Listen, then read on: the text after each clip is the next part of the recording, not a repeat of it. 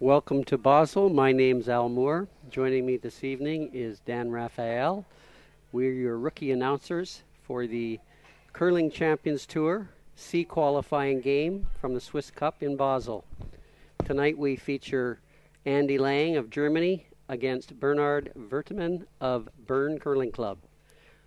This is the fourth game of the day for these guys, so nerves will be frayed, muscles will be sore, and let's see who prevails. I believe we're commencing in the second end of play. In fact, we're in the first end of play. Andy Lang has last rock by virtue of drawing closer to the button in a skill award that he made at the end of the prior game. What kind of game are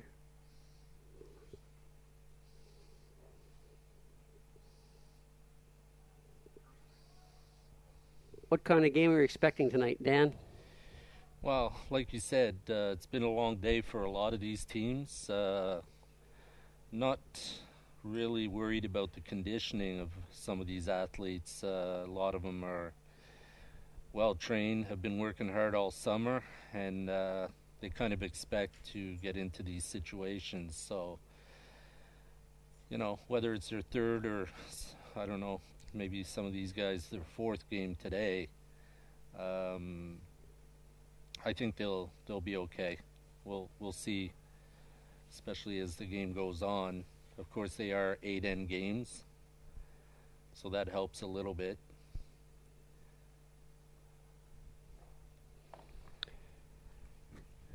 And of course, gonna give kudos to the Icemen that are doing some fine work. And plus, they're the ones who keep us our glasses filled with wine while we're here in the control room. Yeah, so well, we're still we have to be nice to it, them. But yeah, the ice has been good the last couple of days. I don't think the players are really going to complain about it. Of course, what I mention year in and year out is basically the difference between, for those of you that are familiar with the club here, is playing upstairs and downstairs. And a lot of times the ice is maybe not that different, but just the fact that the surroundings are different just makes a bit of a difference.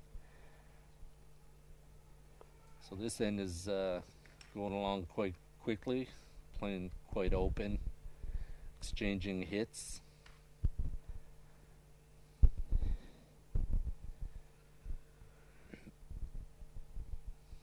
Just to review for those who may not have joined us earlier, Sven Mikkel of Adelboden, Switzerland, and Oscar Eriksson of Sweden were the two qualifiers in the A event. They went through without any losses, and they're peacefully waiting and not having to play all day today, peacefully waiting for the winners of some of these games for tomorrow's quarterfinals. In the B event, which was played just a few hours ago, you probably saw Mark Dacey won his game, so he is qualified for the quarterfinals, as has Johnny Yar of Germany. Again, they're probably relaxing with a nice glass of wine right now, getting ready to play the winners of tonight's contests.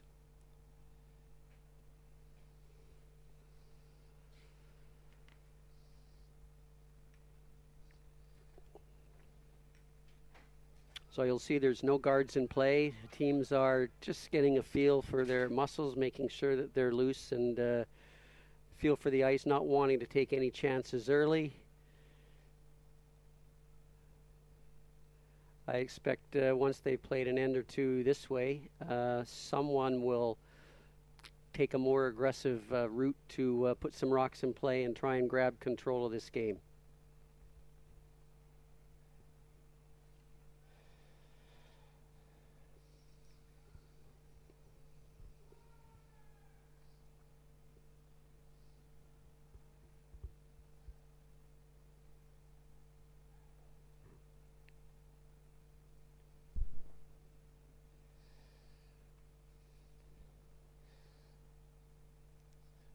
wondering what I was looking for in all these notes is, again, I'm just familiarizing myself with these European events. And I know next week in this very club there will be the Women's Masters, which will be held. So same event, different gender. And the way it works for the women is 2 of the 3 A qualifiers play a skins game, just so they can, get on the ice and throw some rocks. I would imagine they don't do it in this event because of ice commitment. And this test is a real battle for athletes. They squeeze all these games into just 3 days. Mm-hmm. So that is why they've had to play 4 games today. Yesterday's play started as early as 7:30 in the morning, and teams were still playing after midnight last night. Some of those teams that played after midnight, in fact, had to be on the ice again this morning at 8 o'clock. So it's curling, a little bit of sleep, a little bit of food, and back on the ice again. So if you're not in shape, you won't make it in this tournament. Mm. And speaking of food, for those of you that are aware, I'm a big fan of food. And the organizing committee here does a really, really good job of making sure the athletes don't have to run around and get something to eat. They have a very well supplied room for the athletes to go in and grab anything they want just about at any time. So that helps a lot. It keeps the players here and just go outside, get some fresh air. But like you said, they just cram these games in, and three one day, 4 the next, and hopefully you move on from there. This is one of the favorite stops on the tour for a lot of teams. You'll find just about who's who of men's curling in Europe is here at this event. We've got the best teams from Sweden, Norway, Scotland, France, Czech Republic, Austria, and of course Swiss teams here as well. Italy has sent a few teams. So this is a real preview of who's who in curling in Europe. And of course we always have at least one, I guess, Canadian representation. Last year being Brad Gushu, and this year Canada's being represented by Mark Dacey of Nova Scotia.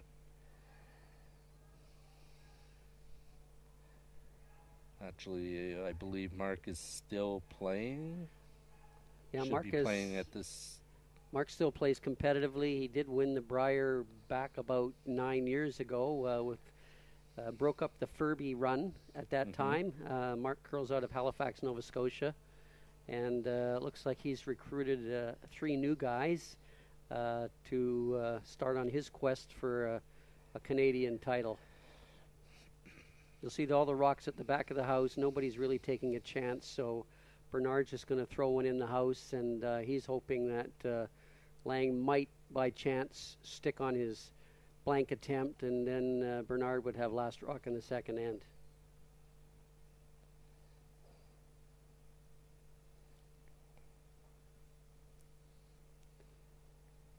I hope Bernard won't take offense to this, but we call him a little bit old school. He said his idol is Kevin Martin, but I think he and Kevin are just about the same age, and middle, I won't say exactly, but I'm guessing on the late side of 45. But he has recruited a young team. He's got some guys who have just graduated out of the junior ranks, so he's hoping that youth and enthusiasm will get him cranked up again for another run at a Swiss championship. It's the old fountain of youth theory. Yeah, I think the average age of the team is under 30. Thanks to those 3 young guys that Bernard's recruited.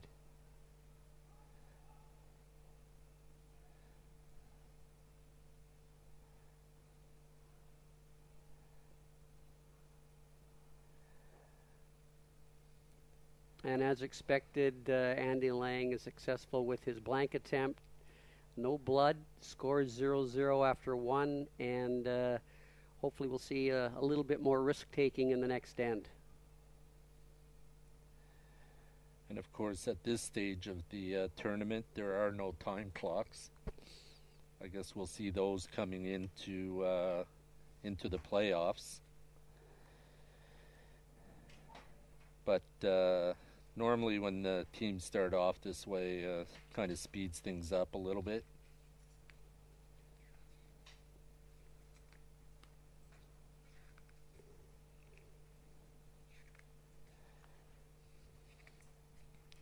Keep seeing our favorite Iceman coming in and out, but the bottle of wine still hasn't appeared. Bernard's throwing his rock into the top of the 4 foot, so he's basically throwing the ball over to Andy Lang's court and says, okay, I'm not going to take a chance. It's up to you to start things off. If you'd wanted to be a little more aggressive, he'd have thrown it short of the house in the free guard zone where, of course, it cannot be removed.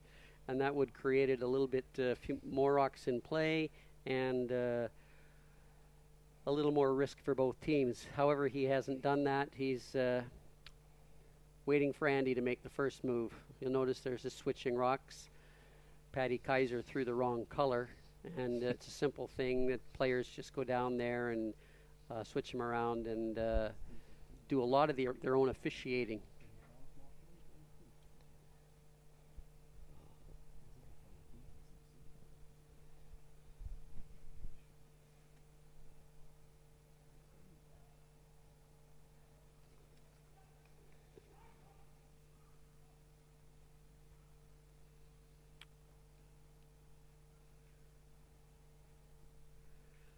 Looks like Andy Lang's content to keep the status quo. He's not going to throw a corner guard and get things going. He makes a play by hitting that first stone and rolls out. So, again, another simple end appears to be in the offing.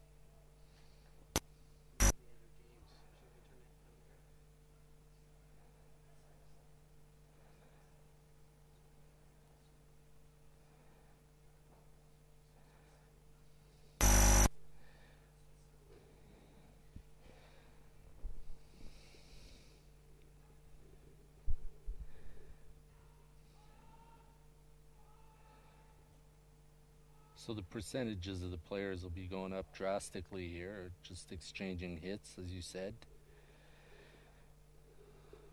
Fairly wide open.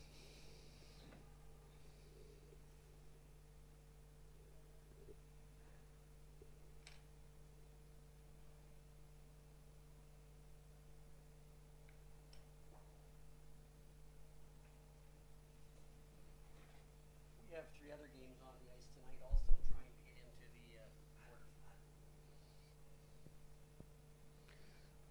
We have 3 other games on the ice tonight, also trying to get into the quarterfinals. We have France's Thomas Dufour against Switzerland Manuel Rook, and that is 1-0 after 1. Thomas Dufour scoring 1 with last stone. Norway's Thomas Ulsrud is playing Scotland's Tom Brewster. A couple of high-ranked international teams there. And Ulsrud took 1 with last rock in the first end of that game.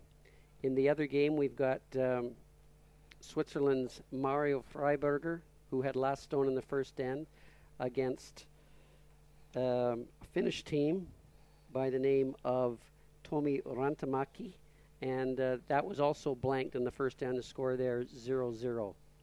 So it doesn't look like there's been a lot of offense out there tonight. As I said, this is the fourth game of the day for all of these teams, and they're probably aware that a simpler strategy might be easier when the muscles are probably a little bit tense and perhaps the feeling is not as good as it was earlier in the day. And I guess there's also the fear of making a mistake. With that rollout now, Andy Lang's going to try to throw a corner guard and generate some offense.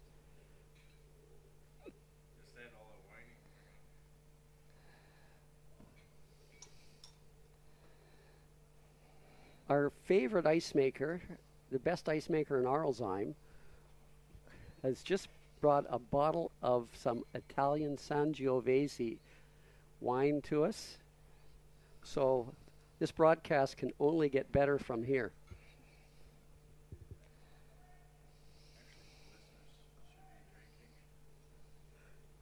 Yeah, if all you listeners at home would also grab a glass of wine to enjoy with us, this broadcast may be good for everybody.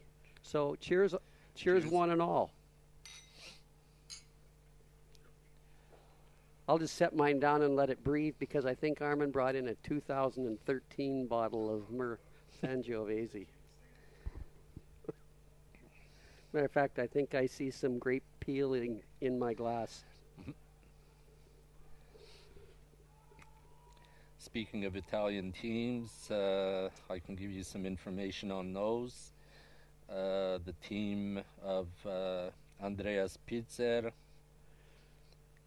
still a full junior team in Italy out of Trentino Curling Club in Cembra. They played some couple of good games, but were eliminated in 3 straight. And the last team was the team of Fabio Sola from Pinerolo, and they were just eliminated less than an hour ago by Mr. Rantamäki, and they're on their way home. They had a good tournament, though. They're much improved, and they gave some good teams some good games here. Back to our game, you'll notice that Bernard Werthemann cleared away the corner guard that was put up by Lang team. Now he could have tried to force the issue a little bit by going behind it, trying to force Lang into taking a point, but he's definitely got a game plan right now of playing defense until he can perhaps later on force Lang to take a point and then use his own last rock advantage to put some risk out. But right now he seems to be content just to keep it open. A reminder, these are 8 end games, so time does run out fairly quickly.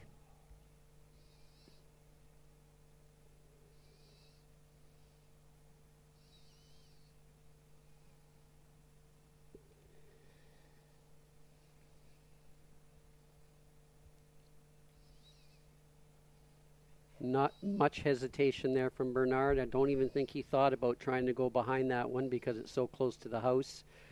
So they're going to remove it. And again, you'll see all the stones at the back. We'd kind of like to see all of them probably about 10 meters or 8 meters further up the ice, all in play, which would make it much more interesting for those viewers watching.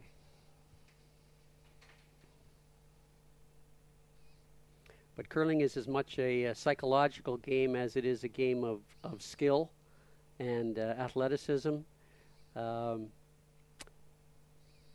Trying to get the other team to change their tactics is part of what it's all about. And as Bernard is hit and rolled onto the rings, be no problem for Andy Lang to make a takeout. Teams of players of this caliber, hitting an open stone is almost a certainty. We've seen in the last couple of days a few wide open misses, but that's just due to lack of concentration because, as I mentioned, the ice here is quite good, and if you just let your guard down a little bit, get it going, then it probably goes a long way. These rocks are fairly aggressive, which means that the running edge on which they're traveling down the ice is fairly sharp, which means the rocks will grab onto the ice a little more and make them curl a little more. So if you're not careful with your release, the rocks will grab the ice, and perhaps most misses would be as a result of curling too much as opposed to not curling enough.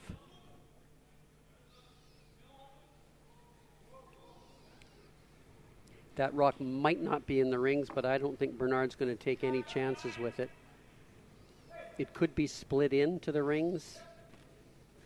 However, he's not going to take any chances. He's just going to remove it, and if it's a blank, he's happy with that. And they'll move on to the third end.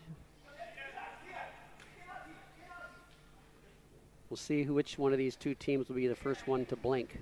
Will Bernard Werthemann throw a guard, or will Andy Lang throw rocks in the free guard zone to try and create some offense?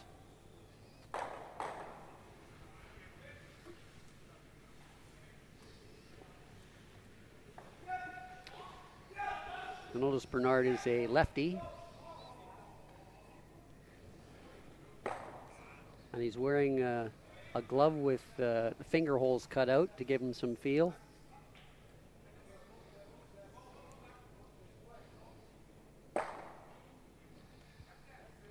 So his stone rolls out of play, and Andy Lang will likely just toss this one away, not wanting to score one.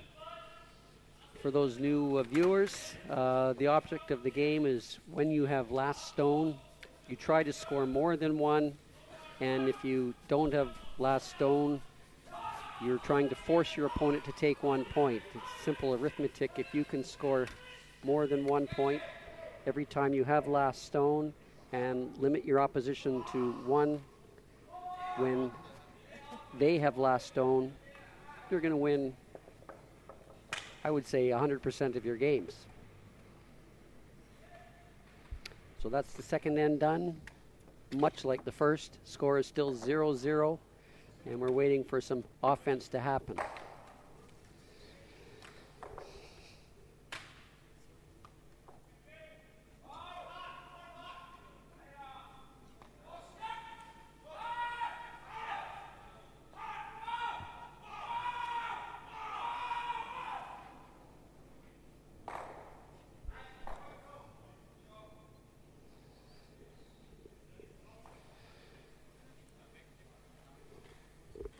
Here we have the team lineups. Patty Kaiser playing lead. He was second on last year's Swiss Junior Champions team. Second, Flo Zuller. You'll see there his idol is Jeff Stoughton. We'll have to ask later on whether Flo can do the spinorama move like Jeff can. Third, Bastian Brun. Very analytical player. He had some successes, as you see, at the university games recently.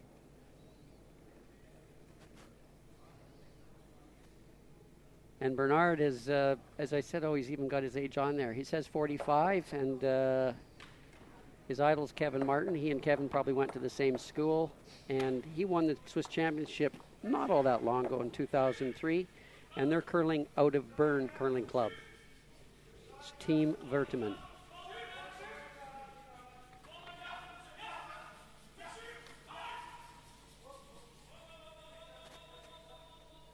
Not sure what happened with Bernard's first stone, but it either went through the house or didn't cross the hog line. It's out of play, and Lang has thrown a corner guard.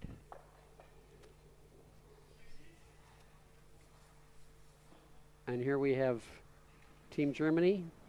Andreas Kemp is playing lead. They actually carry 5 players and travel with 5 players and have been rotating in and out. I see his idol is not a curler, I don't think. Second, Daniel Neuner is playing. Young guy, his idol is Glenn Howard, young enough to be Glenn Howard's son.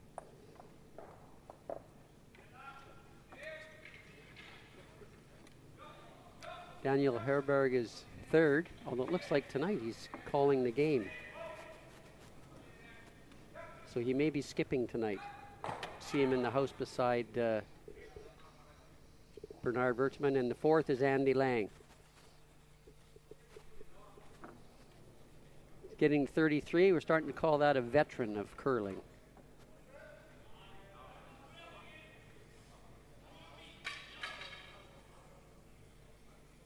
Now, rumor had it that Andy Capp was going to be joining this team, but Andy was not here this weekend. So we'll have to wait down the road to see whether Andy, in fact, does join that team. Andy, a veteran of many, many World Curling Championships, took a year off a year ago. And rumor has it that he's going to make a comeback with these guys. So as we can see here, there are some rocks in play.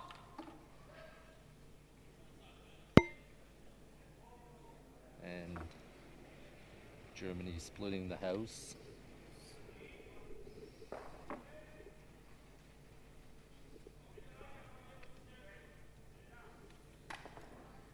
Oh, Andy Lang is back in the tee head, so he must have taken a break.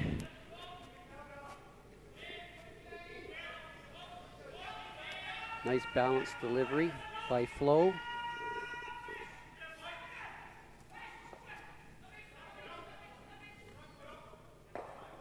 Lang will attempt to keep these rocks as far apart as possible to generate his 2 points. Werthemann, on the other hand, will try and group them together so he might be able to make a double later on in the end and get out of the minor trouble that he's in right now.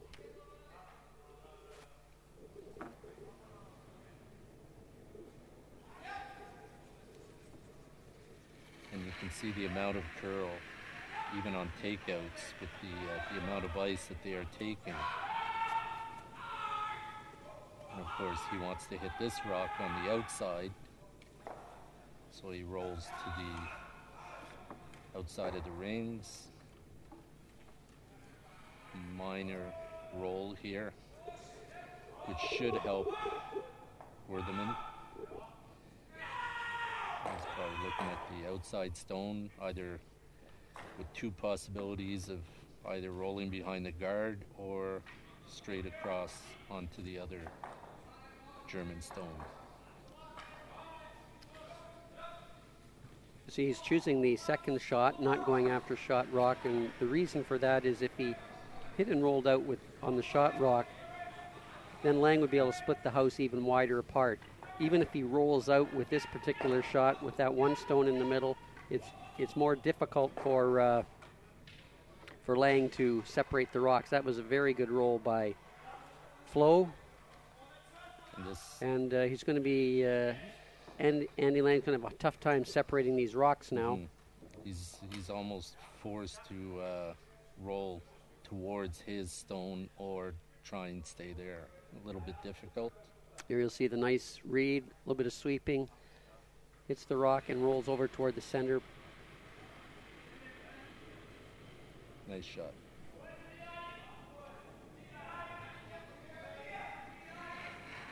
Of course, those of you in the know are aware that the fact that he rolled in behind the tee line is probably not a good thing, but at this point, anything behind the guard was good.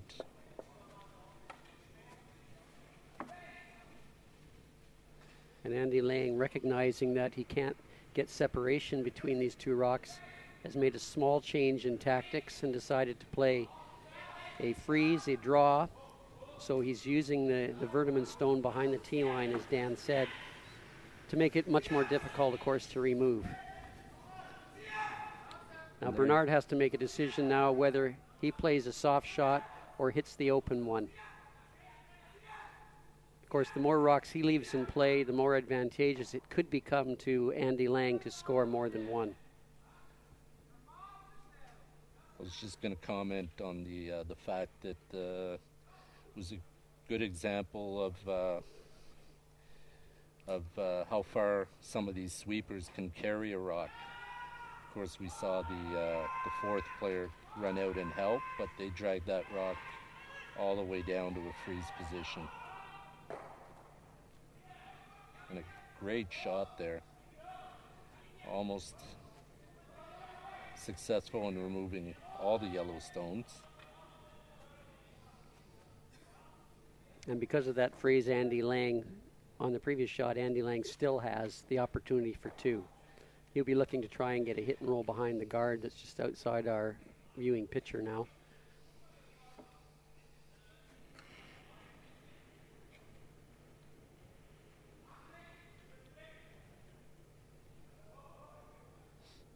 There it is.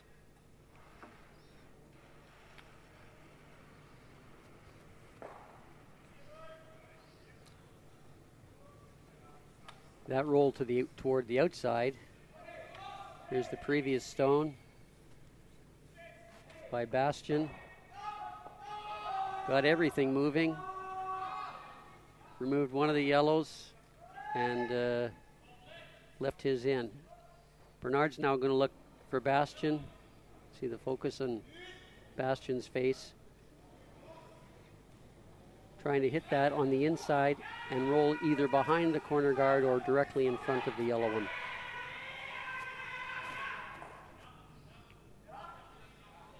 Just missed the two. Slight bit of over curl there. Don't know if the player was narrow or the broom was just not in the right position, but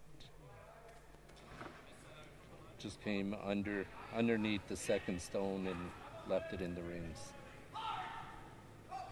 You'll notice that Florian is actually the vice skip for Team Werthemann. It's a little bit untraditional. Traditionally, the third thrower also does vice skip, but they felt that young Bastian is a superior brusher, so he stays out to brush, and the second Flo takes the position of vice skip in the house with Bernard.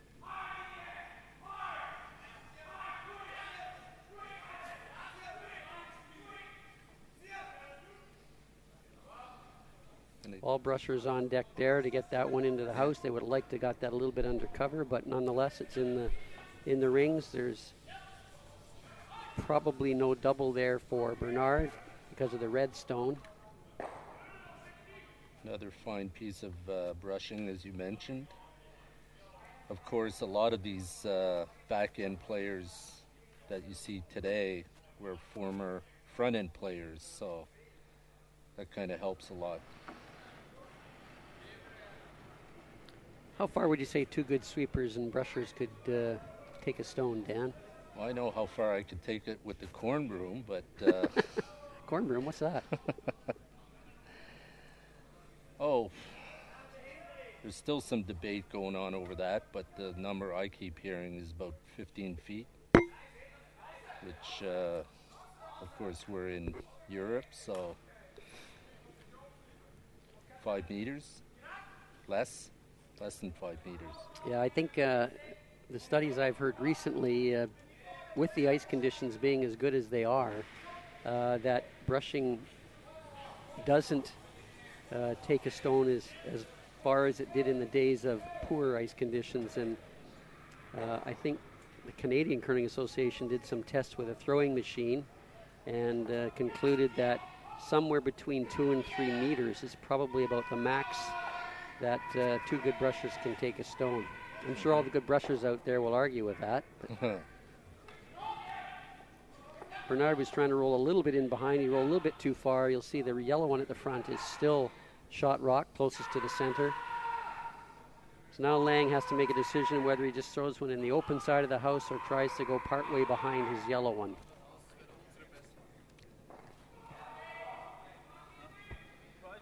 So this throwing machine that the CCA employed was Randy Furby? Yeah, Randy wishes he could throw that consistently. It was just a pneumatic device, actually, that they can set the amount of shove, I guess, or push that it pushes a rock, and the rock's held in a little cradle, and so they just set the amount to make sure that the stone has exactly the same amount of momentum as it moves down the ice, and then they let one go without any sweeping, then they throw it in the same path with two sweepers and see how much difference it can make. It's not an exact science because the ice is a living thing, as ice makers will tell you. It changes moment to moment. There's just so many variables involved. My favorite story for the throwing machine was one year at my curling club in Lachine, Quebec. The guy showed up with a pneumatic device, as you said, but the guy didn't know anything about curling, so he set the plunger on the rock. Unfortunately, we noticed too late that it was under the striking band, so it kind of launched the rock actually over the house and into the ice. Thank God it was the end of the year. The ice was going to be out the following day, but it was quite a sight for us to see this rock go airborne. These rocks, of course, are 19 kilos, so you can imagine the funk it would make in the ice when it landed. Andy Lang has chosen to go out wide in the house. Either shot he chose was going to create an opportunity for Bernard Werthemann to get out of trouble. Bernard's going to try and hit this one on the center side of that rock and roll all the way across behind those yellow rock at the top of the house.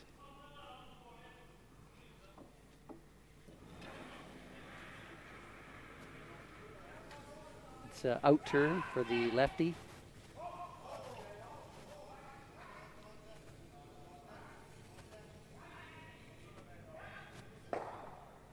He hits it on the nose, which is not what he was trying to do. He was trying to roll all the way over to the other side. Andy Lang has a, quote, routine, unquote, takeout for two. Players this caliber should make this 19 times out of 20. Bernard's hoping this is the 1 out of 20 that it doesn't happen. But especially if he crosses the face on this, he's got a lot of house to roll to, so not unless he's wide, I don't see any problem with this takeout. So we're finally going to get some points on the board. That's a given, just a matter of how many.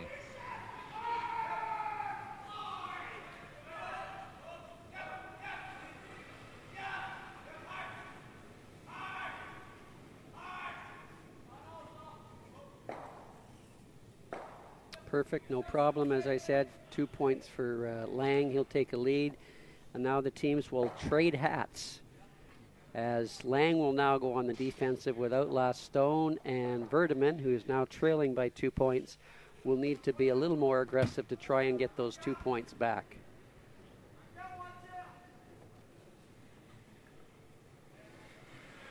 So you see a lot of teams now, after the end is over, they have a brief discussion, 20 seconds or so, just to confirm their strategy for the end coming up. Usually what they'll talk about is they'll have a name for the plan they're going to play. In Lang's case, he's going to be talking about some kind of conservative plan, maybe called a force, where he's going to try and force Werthemann to take one, and they'll talk about where the first stone is going to go.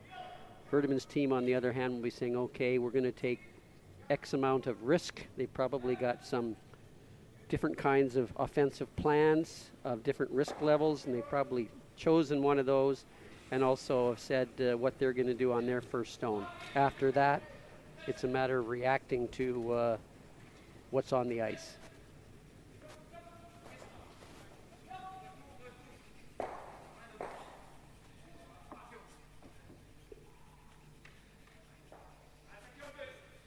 So just to recap, as we said earlier, these final 4 games are to determine the last 4 spots of the playoff bracket.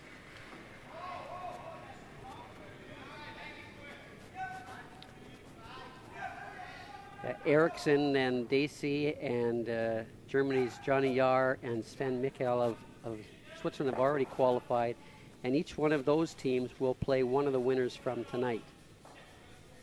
And to update you on the scoreboard, Thomas Dufour has stolen 1 point in the second end against Manuel Rook, and he leads 2-0. Thomas Ulsrud has also stolen a point, and he leads Thomas Brewster of Scotland 2-0.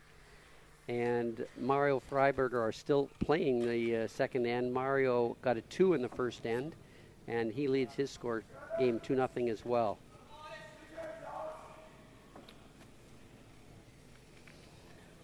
So again, to recap, Sven Mikkel of Switzerland is so far the only Swiss qualifier, but in the games being played at this moment, we have Freiberger of Switzerland,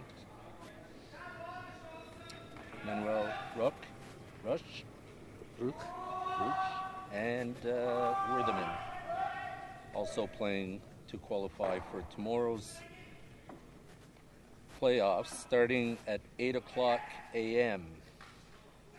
Yeah, so it'll be another day for these players. They won't be getting off the ice till somewhere after 10:30 probably. A little bit of a beverage to regenerate themselves, and then home to bed, and then they'll be up at 6 o'clock in the morning getting ready for their 8 o'clock game. So it's a bit of a grind for these guys, especially when you come through the sea road.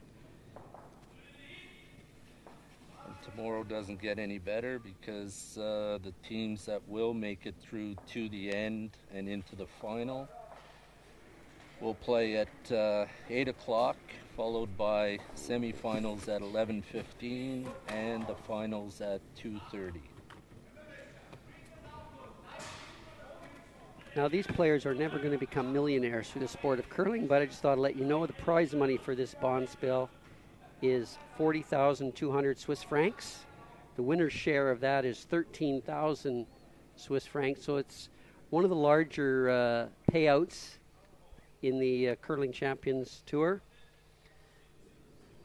Of course, when you start thinking about, wow, 13,000 Swiss francs, a lot of money, but you split that 4 ways and you pay for your airfare and your hotel. Yeah. If you have a year where you can break even, you're doing pretty well. Mm-hmm. As most competitive curlers will attest,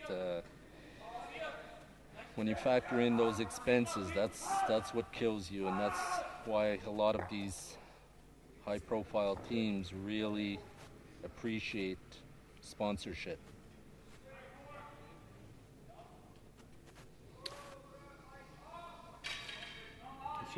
Germany went into the house with their first stone, trying to be defensive.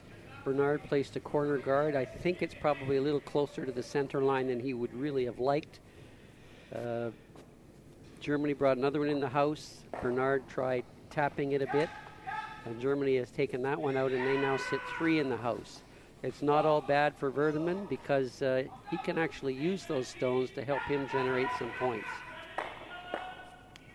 He's taken 2 of those out, but he's lost his shooter, which will be an opportunity for Lang now to, if he wants to, take off the guard.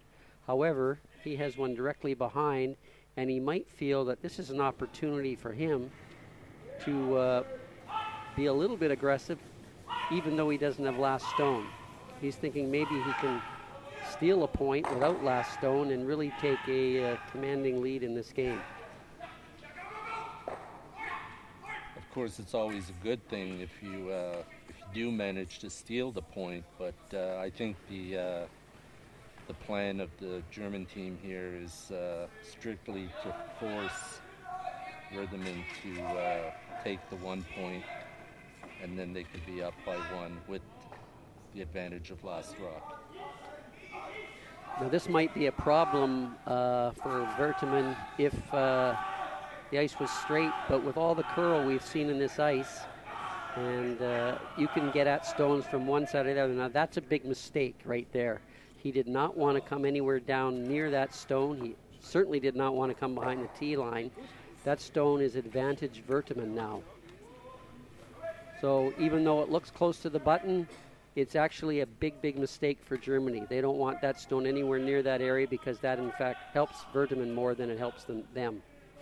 So just in the matter of seconds and a couple of inches, what looked to be a bad situation for Werthemann is now actually pretty good. If he can sink one into this pocket here, just corner freeze the highest yellow stone, which is what they are attempting, then he'll be pretty good with That's that. a very nice shot. That red rock is going to be almost impossible to remove. It'll probably take it. You'll see it's also not only in a good position in front of the two yellows, it's also behind a guard. Mm-hmm. And even though it's not closest to the center right now, any rock that goes behind the tee line, normally we say can't get any better. So don't look for that yellow rock to be at the back of the button to be involved in the scoring when this end finishes. And of course, even with the teams that like to play the big run back takeout, this is not a good situation because you could end up with a double jam and really give advantage to the Swiss team. So that was a very well placed stone by the Swiss team of Werthemann. So as you'll see now, that red stone is not going to go anywhere for at least a few stones. It's going to take at least 2 or 3 stones to remove that red one. Werthemann knows that. So the question now is, as his brain is working, is to how he's going to generate 2 or perhaps 3 points. And as you mentioned, I really don't see why they would actually want to remove or move that stone at this time, because it's adding all kinds of protection to the second shot stone.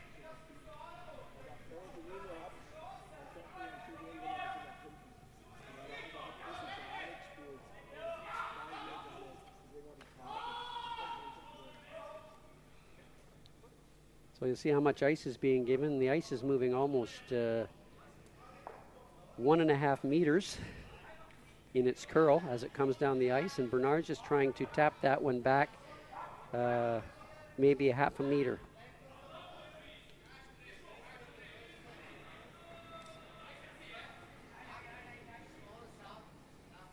And it's a slight bit more weight than I think he wanted for the amount of ice that he gave, because he didn't get anywhere near that yellow stone. Yep. So we don't know, perhaps Bastion was wide or it was too much ice for that weight. He was looking to push it to the back of the 8 foot. The weight was only back line, so it wasn't that far off what he was asking for, but it really wasn't very close to making contact with that yellow one. Lang's going to try and guard this situation, try and prevent Bernard from getting one in there.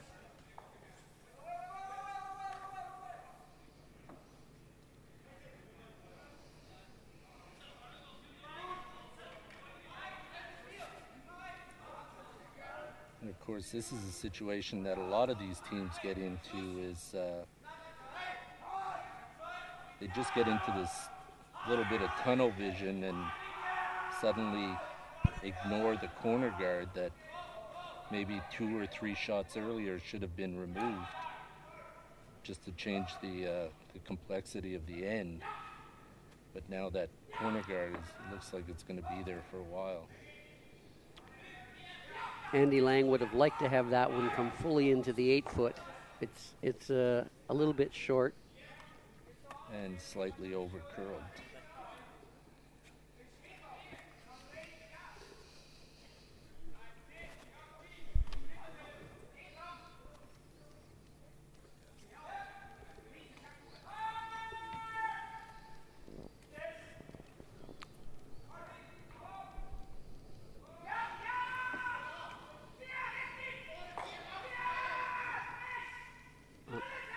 See it. Pardon my demos here. I'm a rookie telestrator. I didn't go to telestrator school, but I think Bernard would have liked that stone right about here. Didn't get it.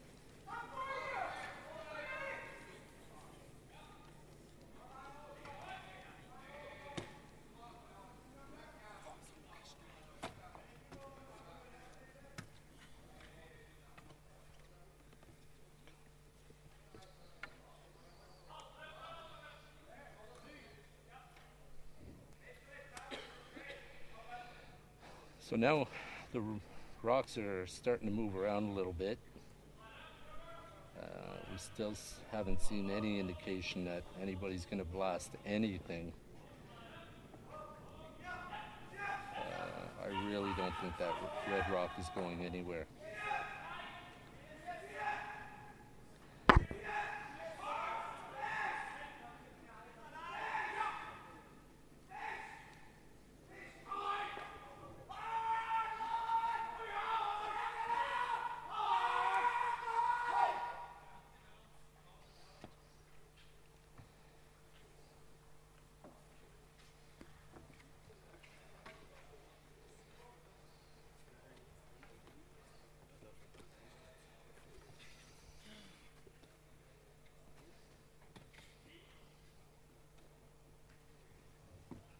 That red rock off to the side that you see is still a possibility of a useful stone for Bernard. He could angle that one into the pile if Lang is to close this off with a guard, which appears what he's going to do. I think Lang would probably like this one to come on the center line somewhere near the top of the 8-foot.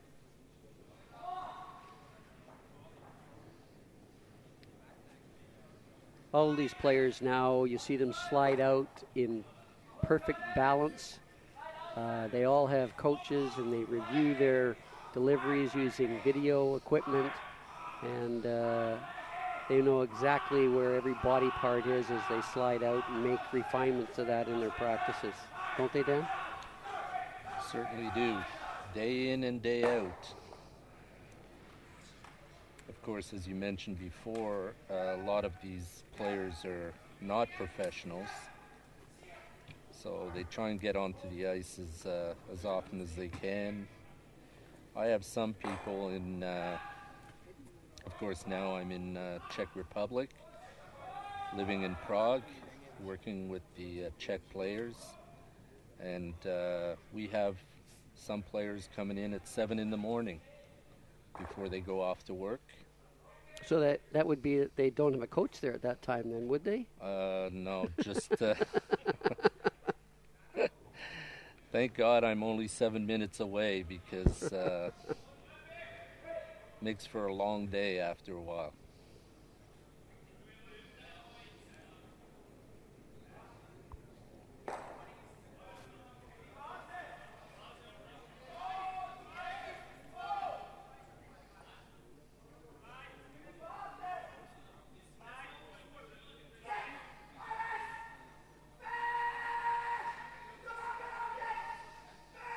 So now we're going to see, as I mentioned before, the guards out front. Now, especially with 2 guards being there, I don't know if he's actually trying to go through the hole here, or just to remove the two guards. Actually, you could probably do 2 shots in one and remove the 2 guards with a follow through. And so if he just barely touches one of the guards, it'll touch the other one, and it could redirect straight through the middle. In either case, he's hoping to leave himself some kind of opportunity for 2 on the last one. And the way they're calling line, it certainly looks to me like they're trying to, I think they might have been trying to go through, straight through to the back yellow.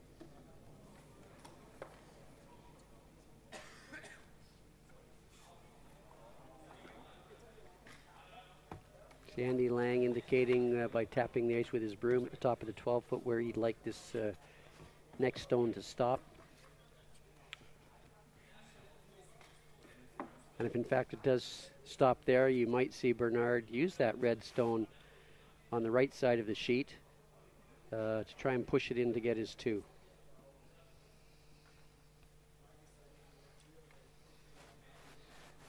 I really don't think he'll be... That's right. He's better off coming right in there now. If he leaves anything along he'll be using that red stone on the side of the 8-foot, as you mentioned. Yep. So he's got to cut the path or the line of that shot down. They're trying to leave Bernard, of course, the brain power that's going on out there right now. You'll see them pointing at that stone. They're trying to leave Bernard the hardest shot they can think of for his deuce, and also perhaps give themselves an opportunity to steal a point. So you'll see the brush, by indicating the brushes, they'll be tapping the spot where they think is the best spot to have that stone stop. And once they agree between the two of them, Andy will have to go down the ice and communicate to his two brushers exactly where it is, because it's going to be the brushers that determine where this stone will stop. And the other thing they look at also is the proverbial plan B. You know, if we don't get it to that exact spot, what is our other option? Is it better to be long? Is it better to be short? So they indicated there that maybe full 4 would have been a good spot. Maybe somewhere in that area there, right there might be a good spot to stop. It'll make the 2 tougher, maybe even a little closer to the 4-foot. But there again, you're not blocking off that angle raise or in-off. Probably more of an angle raise, because the in-off is quite high, it's quite thin.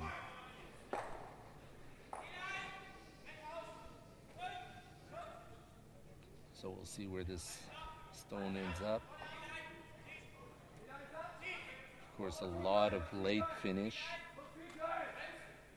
You see the rock here just start to dive toward the center line. And put it pretty well in the middle of the circle I've drawn, exactly which is it. Pretty good. Bernard now has, whoops, let me try that again. Figure out the spot here.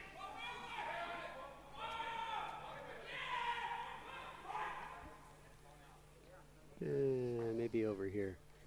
Bernard now has this angle he's going to try and make to get his 2. He's going to try and redirect that, or perhaps he might just come down here and slowly just tap this one back. Pardon my lines. I'm sure that Actually, the Swiss that's Curling not bad. Association will be paying for lessons for me at Telestrator School. I believe it's in Miami, Florida this year. So because the shot stone, the yellow shot stone from the Lang team is probably about half open, with the amount of curl that we have here, they're just going to play the straight draw for 1, and if so, they can carry the extra few inches, because they don't really need to remove it. They only need to push that stone about 3-4 inches back, I guess. Yeah, what is that, like 5 centimeters? Sorry. So it's not only learning new languages, and besides, I learned the metric system in school. We just never adapted to it. Okay, that was probably a little heavier than he needed to be, so he rolled off the shot that was at the back, and Lang has successfully forced Werthemann to 1 point, which was his goal at the outset of this end. So Werthemann won't be real happy that he's been forced to take 1, and that means that Lang now has a 1-point lead at 2-1, and he also has last stone. So control of the game is now in Lang's hands. And because of all the rocks that we had in play this end, I could tell you that it probably took as long to play that end than the 2 previous ones put together. Yep. A lot more thinking going on.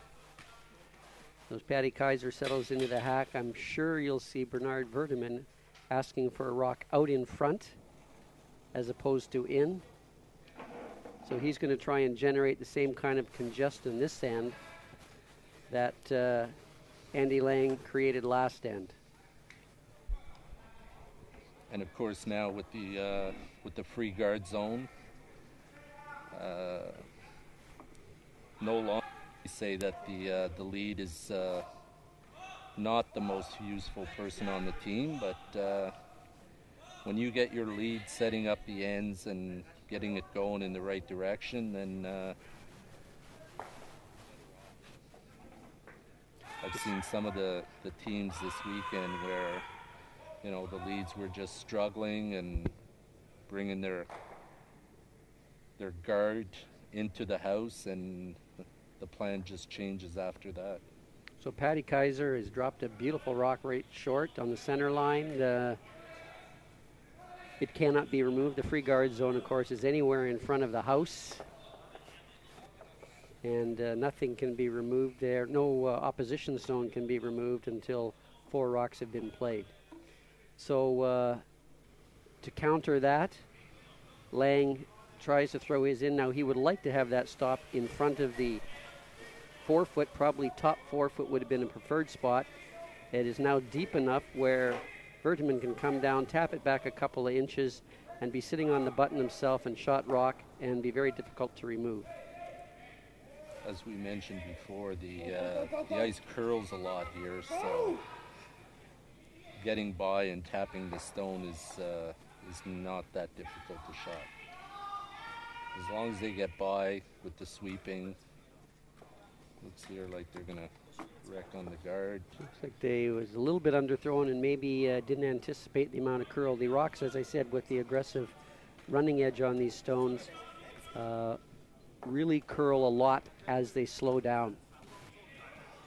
However, there's still 2 guards out there that can't be removed. Not on the center line, but perhaps useful nonetheless to Bernard. So this is basically one of those situations where I try to teach my players that you have to know how to miss. And in this case, the Werthemann lead just could not afford to have touched that guard. Now, basically helping Lang by opening up the 4 foot, getting things off the center line. This is another major faux pas that looks great. It's behind the guard, but it's behind the tee line. And any stones behind the tee line can quickly be neutralized by a stone in front of them. So Lang won't be happy with that one. His rocks are quite deep. And Bernard could just draw down and freeze in the area, but he's electing, it looks like, to play a takeout, try and remove the yellow stone that's on the button and roll over in front of the other one. Not wanting, I guess, to make it too congested. And the way that this end is going at this time, I think now maybe the plan for Werthemann has changed. And he will try and force Lang to take his 1 point, get the hammer back, and with 4 ends left, 3 ends after this,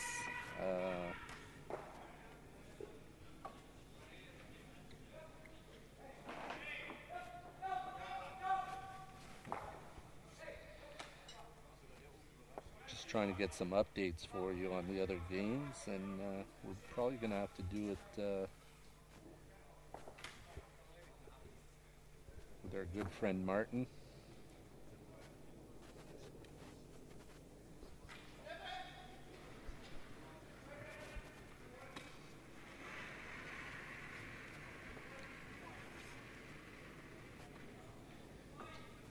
I would suppose maybe the person filling in the line scores for the games in progress has probably snatched the rest of our bottle of wine. And yeah, we've got an internet update here, and they just don't seem to be quite up to date. So we're going to pan the scoreboards for you there. See, Manuel Rook is up 3-2. He just stole 2 in the 4th end to take control of that game.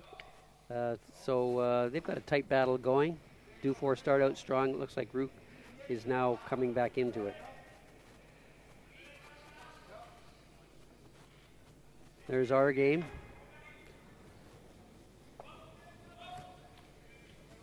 Freiberger with 2 in the first end, held Rantamaki to 1. Looks like Freiberger couldn't get anything going in the 3rd and blanked that end, so he is in control, up 2-1 with last stone.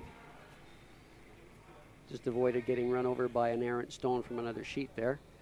And in the game featuring a couple of European champions, Thomas Olver has stolen another point in the 4th end and is in pretty good control. I wouldn't give him total control, but pretty good control in that game, 3-0.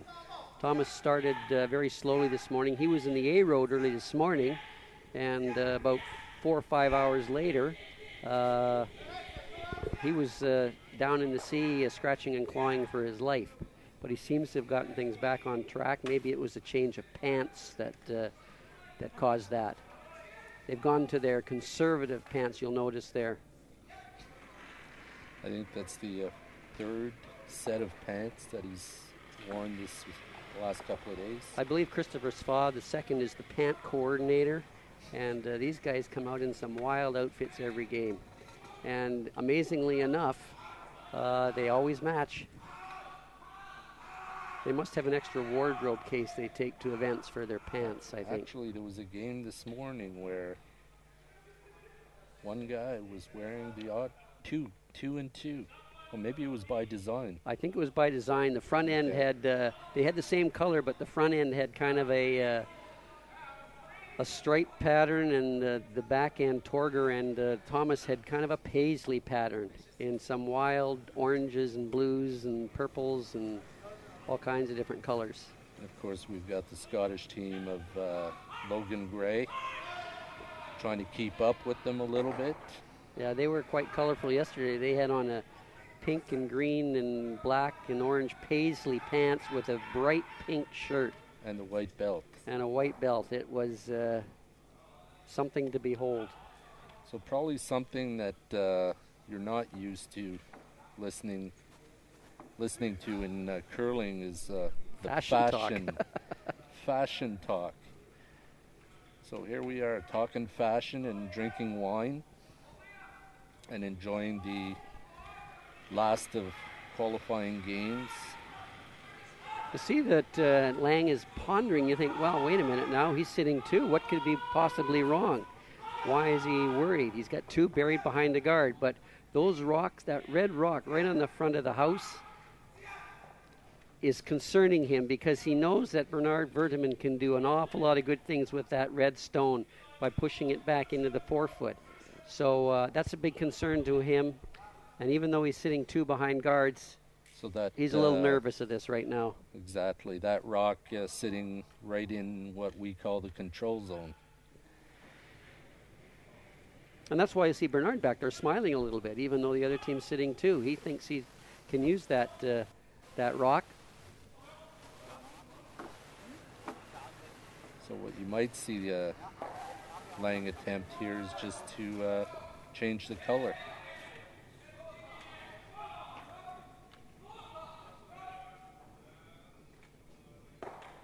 He's going to try and hit it right in the nose and put a yellow rock there that he can use.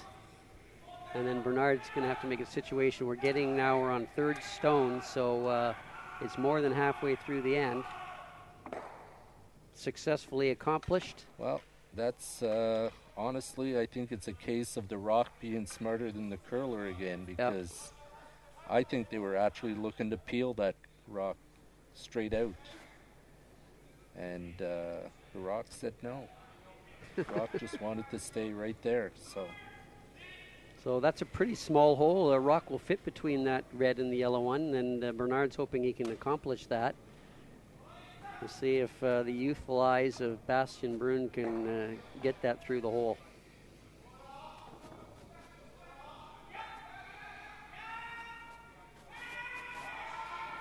They're brushing it with all they got, trying to hold it straighter.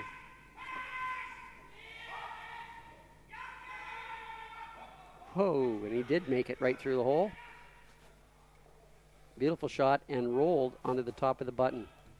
A little bit unlucky there that the yellow rock that he did push back went straight frozen onto the red stone in the back. Look at the precision of this shot. That hole is not very big. Watch how much room is on each side. Bastien would out of the way. Beautiful shot, well swept, well judged, well called.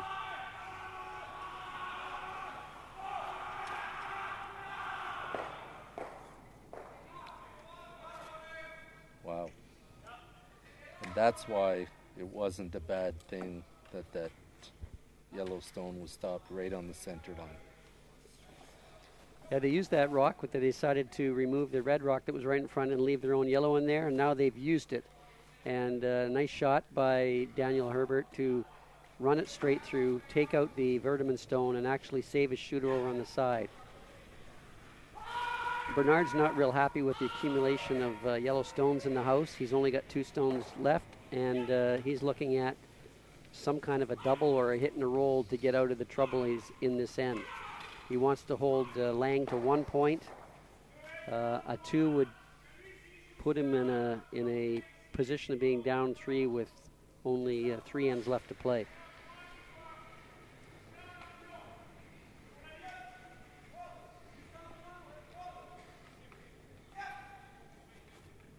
So he's going to try and hit this rock on the center line side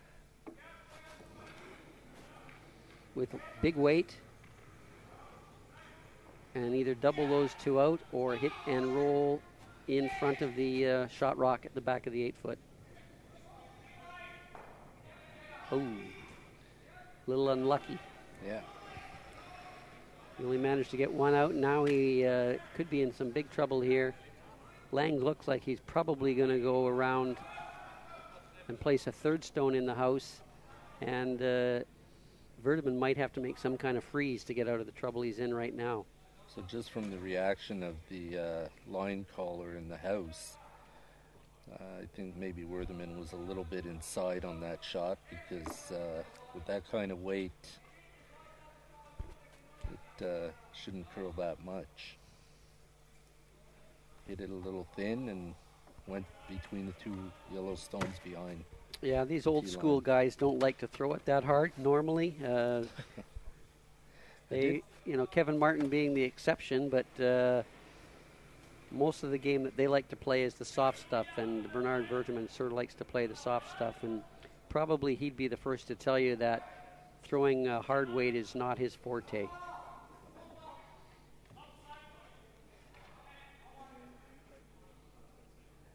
Did sort of look like there was a bit of a backswing there, though. I think Yeah. we caught the tail end of that. I believe Bernard does use the backswing, which is becoming less and less common. Fewer and fewer players using the backswing. Mark Dacey here from Canada this week. Mark's a veteran too, and he does use a backswing as well.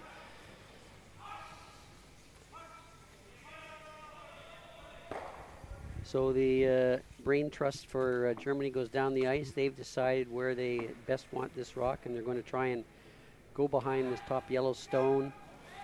And let me see if I can draw something here on the screen. Well, if there was ever a key shot so far in the game, it's probably going to be the Probably position. right into this area here. Yeah.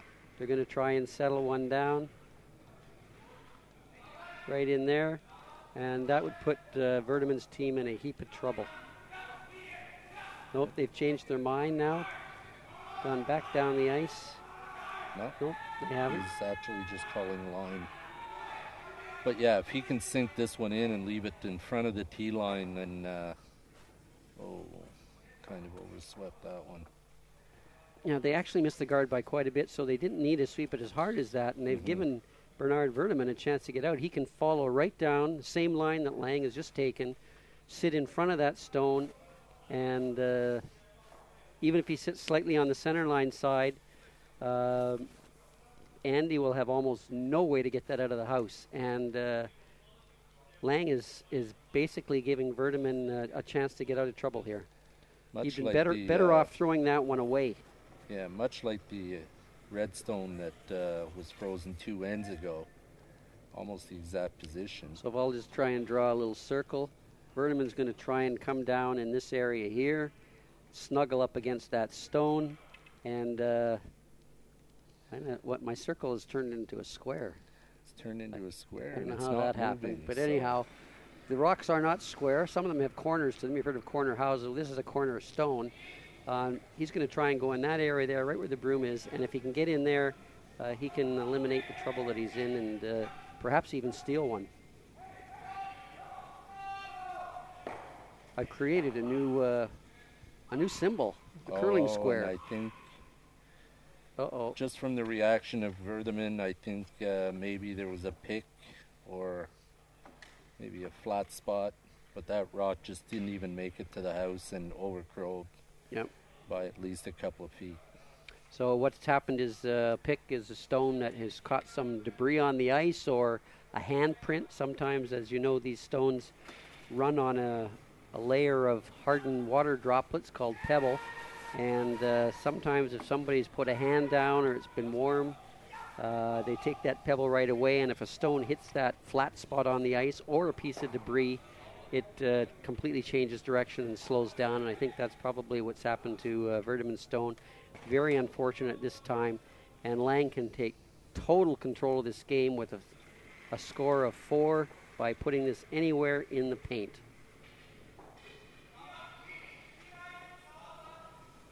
And of course, this being an 8-end game,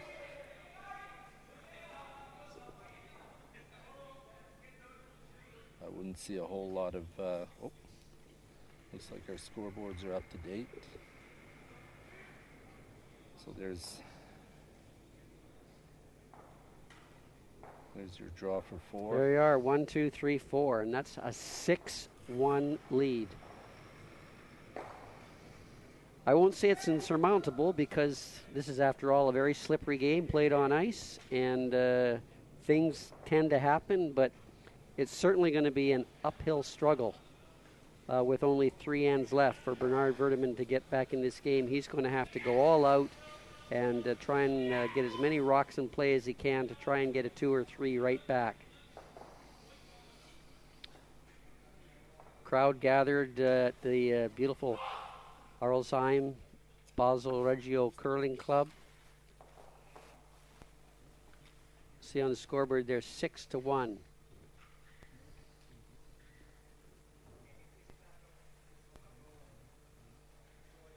Hoping that, pulling for their team, some coaches out there, David Murdoch and the Soren Gran, the national coach of the Scottish men's team, watching Tom Brewster. They don't look real excited right now, and that's for good reason, the team being behind. Of course, David not being used to being an alternate.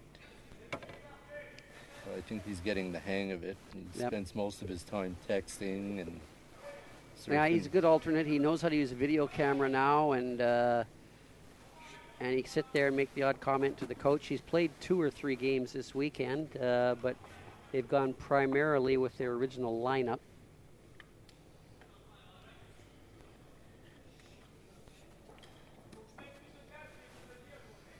So you see Andy Lang has thrown his first one in the house. He doesn't want to throw guards. An option for him would actually to be throw it through the house. He probably has enough points to win. Any stone that he puts in play could be used by Werthemann to generate offense, but he's chosen to put one in the 4-foot. Bernard, of course, will ignore that. Throw a corner guard that he knows can't be removed. There you'll see the brain trust of the Thomas Dufour French team. That's Bjorn Schroeder there behind the computer, keeping stats and watching the progress of his team. And young Coulot, who normally plays, but they've basically been rotating a lot the last couple of days. They've bought 5 players as well, which when you're playing 4 games a day might be a good thing. Mm-hmm. Oh, we're going to have a wee discussion about what to do with this. No, they're not. They're actually throwing another stone in play. I'm a little unsure why they would do that. And never a pretty sight when you see the skip running out to sweep. Because as we know, most skips can't sweep anyway. That's why they skip. That plus the fact that as soon as the skip gets to the stone, they all stop sweeping because it didn't need help in the first place. So you see those 2 stones, even though they're right close to the 4-foot and look pretty nice, if Bernard Werthemann can put one right in front of them, it'll be virtually impossible to remove.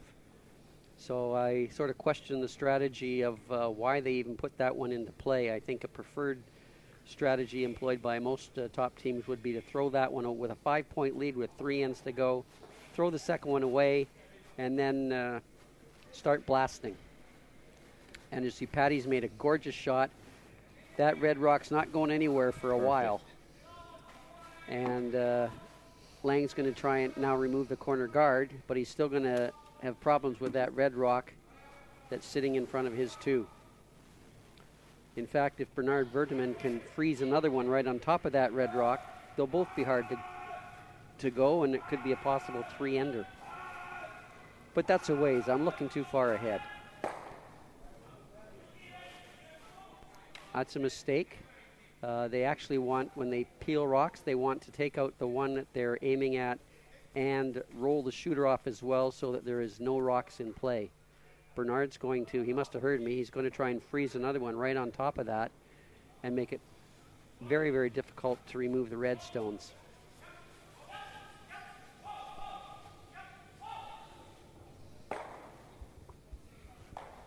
What he'd really like to do is probably put about 3 of them in a row, and then on his last one or second last one, throw it down there and take the 2 yellow ones out and count the string of reds that are lined up in front of it. But being up 5-1, I don't think Mr. Lang would actually let him do that. No, he's going to try and prevent that, I'm sure. Yeah. He might even see him remove those 2 yellow rocks behind of his own, and you think, why would he take his own 2 yellow rocks out? Well, right now, they're causing him problems.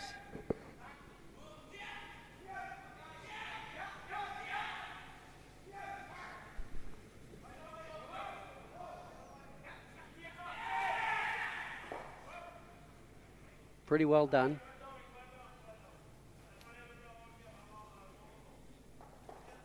And he's going to stare at that red one to see if he can will it out of the way, but I don't think it's going anywhere right now. No.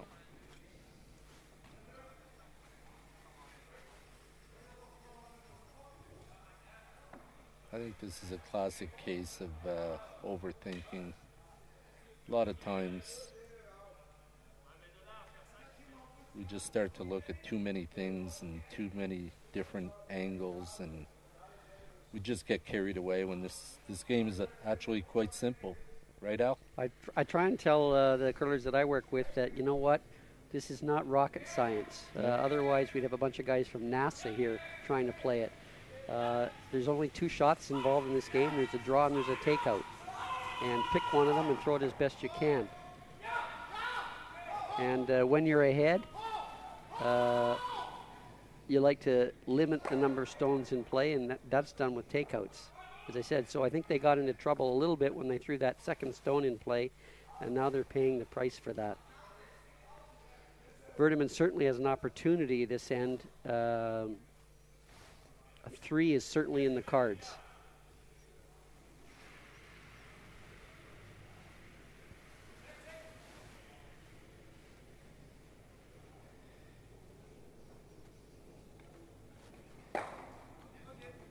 He would have probably liked to have clipped that yellow one on the way by so that it yeah, I think so. Wasn't in the way.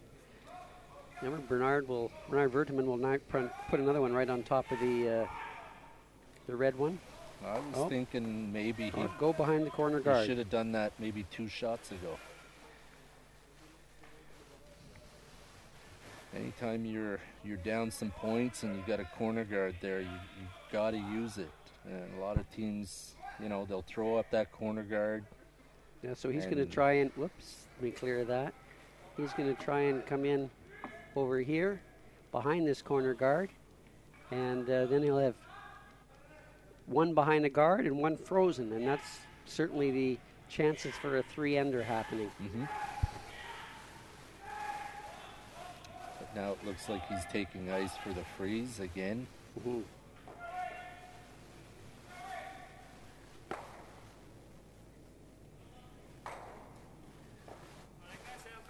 And basically, teams at this point are just hoping and praying for a miss. A miss being either a nose hit or a complete flash. I think Werthemann's team is a little bit motivated. They haven't certainly given up.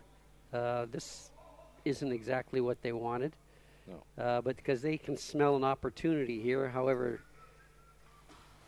that is not a good shot. He could have come down and actually tapped the red one a few inches and been okay, but coming up short, now it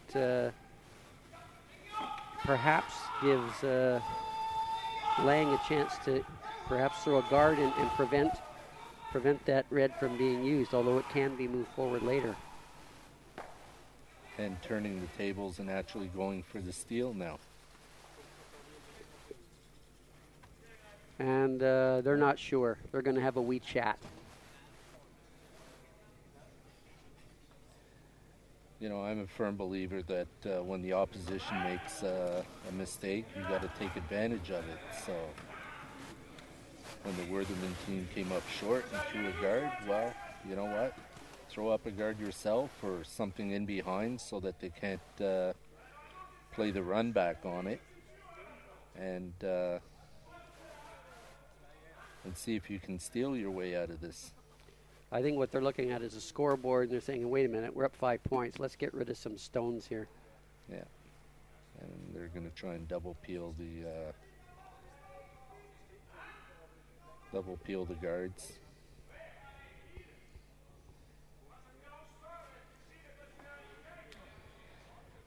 You can see that Mr. Werthemann is not a happy camper at this point.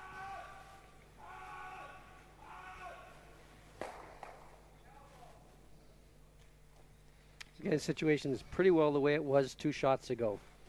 You'll remember the corner guard was there and Florian came up short. So the corner guard's still there, and Bernard can choose to come around it again or play the freeze. We're now halfway through the end, so now we're moving on to third stones here. I think Bernard has to show a little bit of patience. It's still not time to make a play on those. He's going to try and get behind the corner guard from the outside.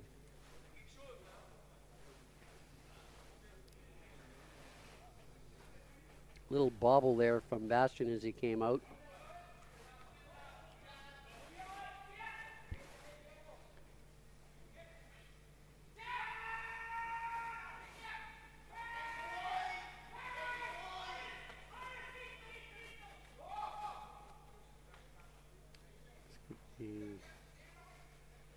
Had to sweep it, get it by the guard. Unfortunately, it was heavy. So the opportunity is being squandered by Team Werthemann. They've missed 2 shots in a row here, and they've had their opportunities to get back in this game, but are not fully taking the chances that have been given to them.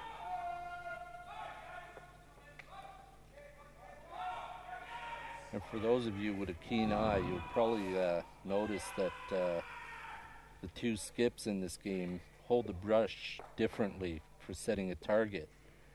Now, if I was throwing it at one of those brushes, I'd probably pick Werthemann's, because then, you could say at some point that I hit the broom. But yeah, Bernard holds it the wide way around. I think he's really wanting the players to aim at the shaft of his broom, but he holds it wide way around. I don't know. That's just his own particular style. The German team, Andy Lang, you'll see they've painted the upper end of their handle bright orange, a little black knob on it, and they actually hold the brush upside down. And again, they're using the theory that they're going to pinpoint the focus down to that small knob.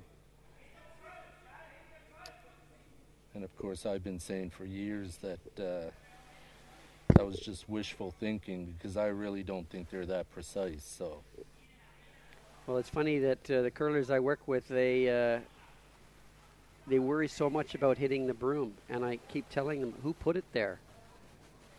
And I said, the skip's down at the other end going, I think maybe about here. So the skip is just guessing, and as soon as the skip broom touches the ice, it all of a sudden becomes a magic spot, and curlers worry about hitting it. And I said, as long as you're close, throw it clean. It's not magic at all. No.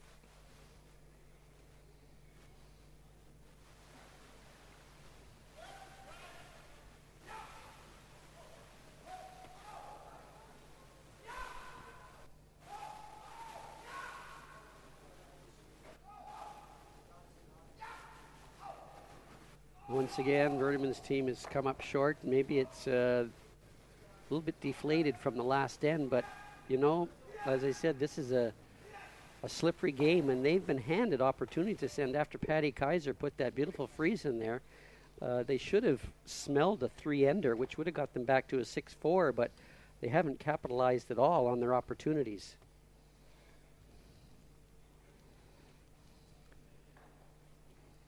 So Andy Lang's now going to guard this situation.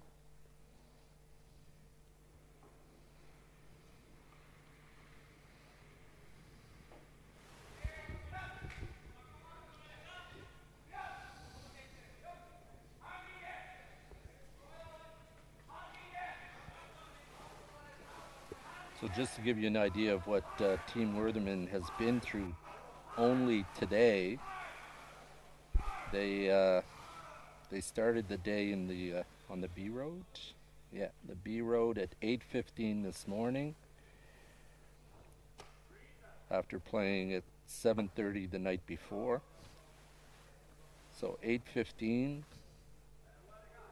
2:15, 5 o'clock, and this game here. So this is their fourth game. And I believe the last game they went an extra end against Mark Dacey. So they've had a long day of battling. And of course they started the game blanking a couple of ends, and sometimes that's usually what happens. You blank a couple, and then all of a sudden there's a lot of rocks in play.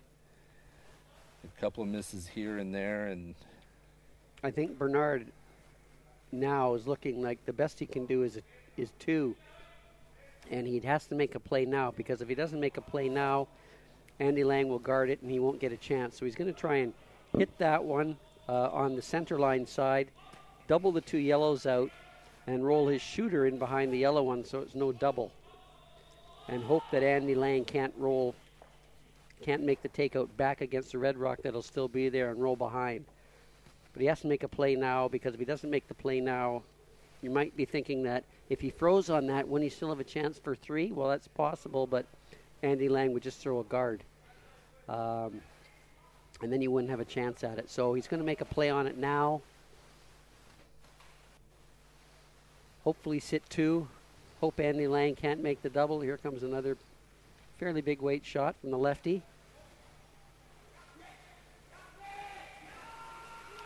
Sweeping.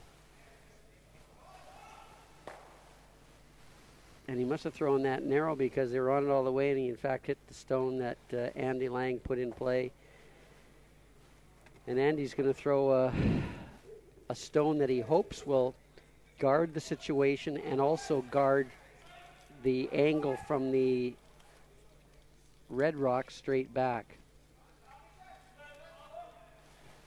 So this goes back to what you were saying earlier about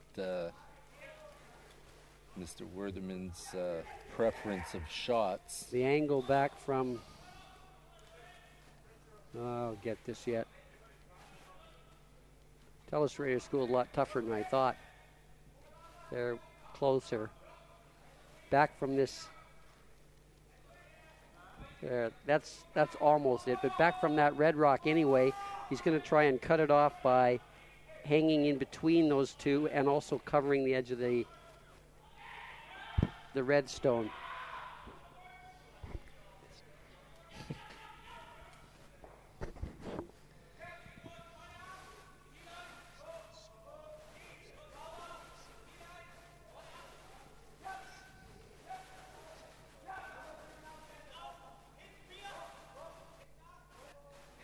So the Lang team here probably changing the shot halfway down the sheet. That's actually pretty good. It's going to be a little tough to get 2 out of this one. This is where basic understanding of angles and collisions with objects work, so that you can figure out, as we used to say in Canada, the guys that spend their time around the pool hall had an advantage. Mm-hmm. Ed Wernick being one of them, I hear. Yeah, he'd be one of them. Ed Wernick, former Canadian and world champion, was a fireman and said he used to have a pool table in his fire hall, and he spent all his time figuring out angles, and he was the master of angles. So Bernard thinks his best chance is to come at it from the angle of the red rock in front. He thinks a shooter coming straight down the ice isn't going to work, but perhaps from this angle, from the red rock, he can perhaps generate a two-ender. This is kind of a last hope. If this one doesn't work, you might expect to hear the gloves come off and handshakes all around.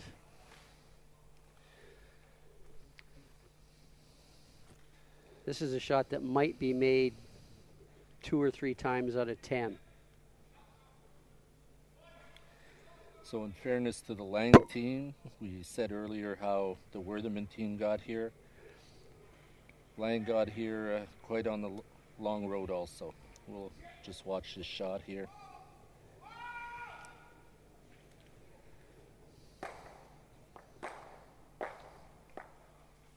And he should have probably played that straight through. All right, he made an effort at it. Unfortunately, he left one more yellow in play. Looks like the team's looking to the boss to whether they should keep playing. I think that's probably enough for them after 4 games. They're probably time to crack open a bottle of wine themselves. The handshakes are up. Lang advances into the quarterfinals tomorrow at 8 o'clock. Unfortunately, play is done for Team Werthemann, and they'll be have to be content to have that same bottle of wine and lick their wounds.